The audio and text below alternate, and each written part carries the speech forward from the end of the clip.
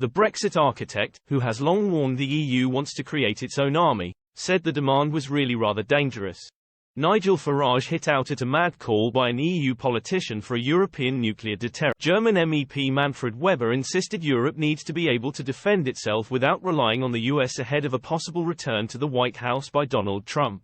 But Mr. Farage dismissed fears that Mr. Trump would abandon the NATO military alliance.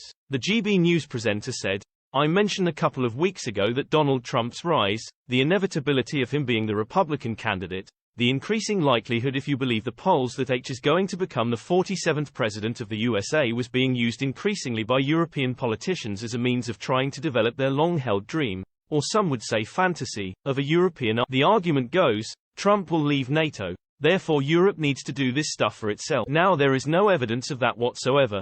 All he ever did when he was president last time round was condemn 25 NATO members for not paying the basic membership fee." But fast out of the blocks today came Manfred Weber, a former colleague of mine from the European Parliament. H is the leader of the centre-right EPP group, they're the biggest political grouping across the EU.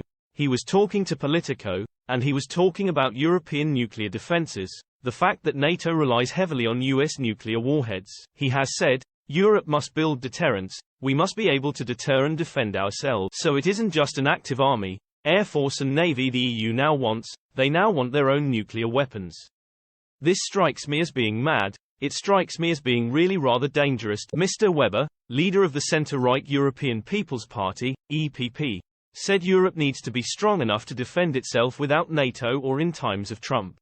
He told Politico, Europe must build deterrents, we must be able to deter and defend ourselves. We all know that when push comes to shove, the nuclear option is the really decisive one.